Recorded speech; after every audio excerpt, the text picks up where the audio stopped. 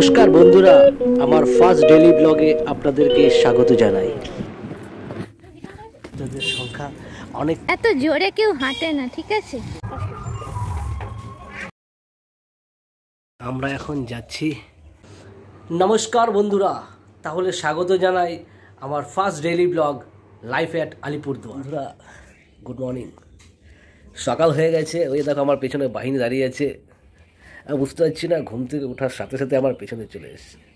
তো এবারে যে ব্লগটা বানাবো, ব্লগটা মূলত হচ্ছে লাইফ অ্যাট আলিপুরদুয়ার। যে এই যে আমি ছুটির দিনে যে 2-4 দিনের জন্য আসি, সেই জীবনটা তখন কেমন থাকে, আমি কি কি করি। মানে সত্যি কথা বলতে গেলে কি, আমি তো এখন আর রেগুলার এখানকার রেসিডেন্ট নই, এখন আমি এখানকার পরিযায়ী। তো পরিযায়ী থাকাকালীন কি কি করি সারাদিন, কতটা মানে ব্যস্ত থাকি। দেখো, আসি পর থেকে যেন শুধু বৃষ্টি আর বৃষ্টি। আমি এই বৃষ্টির মধ্যে আমাদের বাড়ির গাছগুলোকে যদি চর্চা করব, তার কোনো আমি উপায় পাচ্ছি না।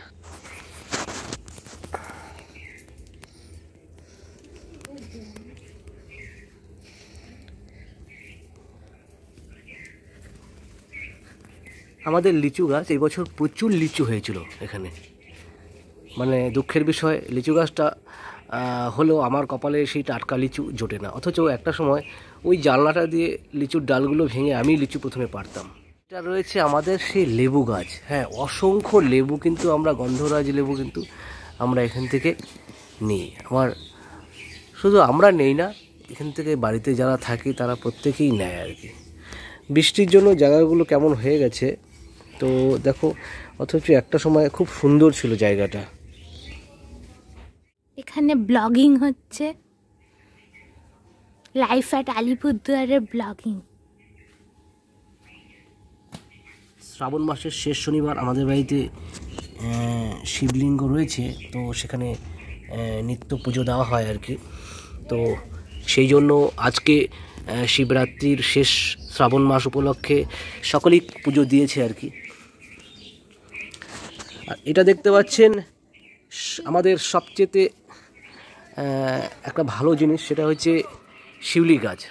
এই আর কয়েকদিন পর, মাস দুয়েক পর দেখবেন এই গাছ ভর্তি হয়ে থাকবে শিউলি ফুলে। অন্যতম গর্ব বলতে পারেন। এই দেখুন না, দরজা খুলেই বা গেট খুলেই যখন আপনারা এই শিউলি ফুল গাছটা দেখবেন, তো শিউলি ফুলের গন্ধে চারিদিক মোহিত করে দেয়। আর আমার এই জিনিসটা ভীষণ ভালো লাগে আর কি। আমি এর আগে মা গাছটা কিছুটা কেটে ফেলেছিল, আমার খুব খারাপ লেগেছিল আর কি।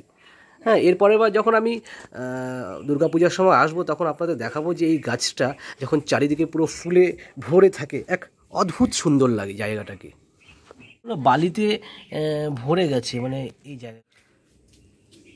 দেখুন না, চারিদিকে গাছপালায় পরিপূর্ণ হয়ে থাকে আমাদের ঘরটা। আর আমি তো বলেছি, বাগানে বিভিন্ন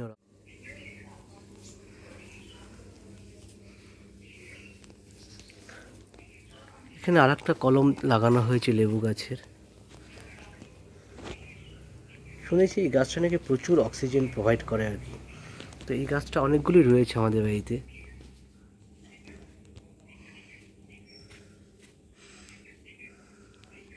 এখানে ব্লগিং হচ্ছে। খুব সুন্দর শিব মন্দির রয়েছে একদম কাছেই। তো সেখানে সকল ভক্তরা আসে এখানে শিবের জল ঢালতে। তো এটা খুব সুন্দর একটা আমাদের ধার্মিক স্থল বলতে পারো। প্রতি বছর আমি এখানে আগস্ট মাসে চলে আসি, ঠিক এই জন্যই, যাতে এখানে অন্তত আমি বাড়ির কাছে একবার অন্তত এই শিব মন্দিরে যাতে আমি জল ঢালতে পারি আর কি। মানে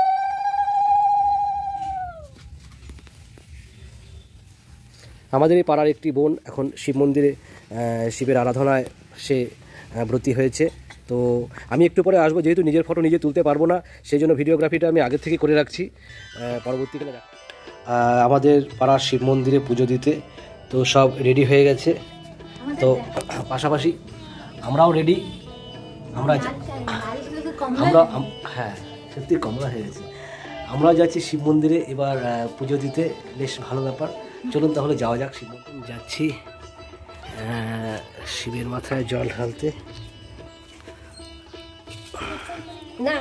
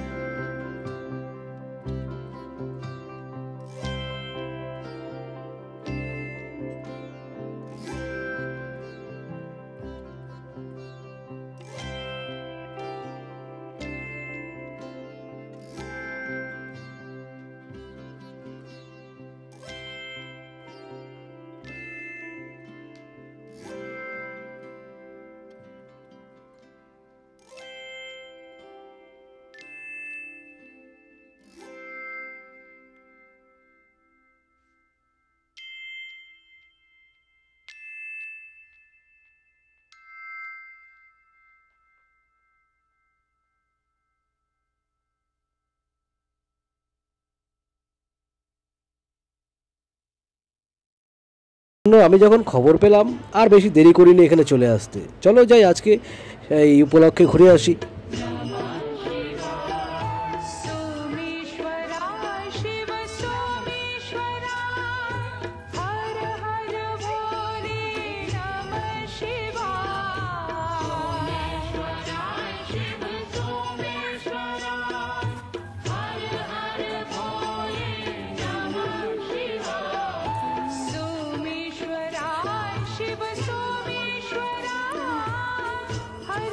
আমার তো মোবাইলের সব স্টোরেজ শেষ হয়ে যায়।